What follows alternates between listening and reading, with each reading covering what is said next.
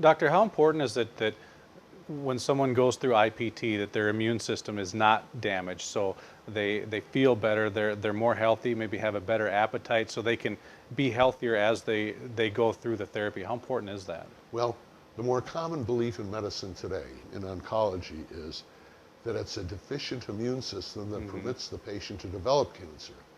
We believe that almost all people already have cancer cells in them, but the immune system keeps eating them up, killing them, until after years, even decades, of bombardment by environmental toxins such as secondhand smoke, or smoking, or pesticides, or exhaust fumes from vehicles, the immune system eventually gets compromised. It goes south.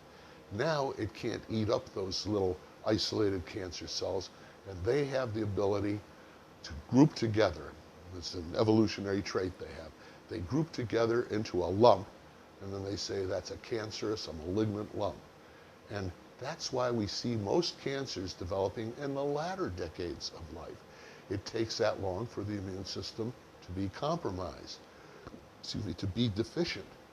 So what we do is we rebuild the immune system.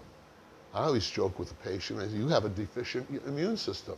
I don't want to do all the work with my chemotherapy. I want you to do some of the work. Help me out.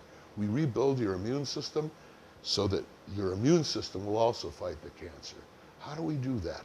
Well, we have a lot of supplements that we use. And we use those not only to rebuild the immune system, but also to attack the cancer cells during their infancy, childhood stages, juvenile, adolescent.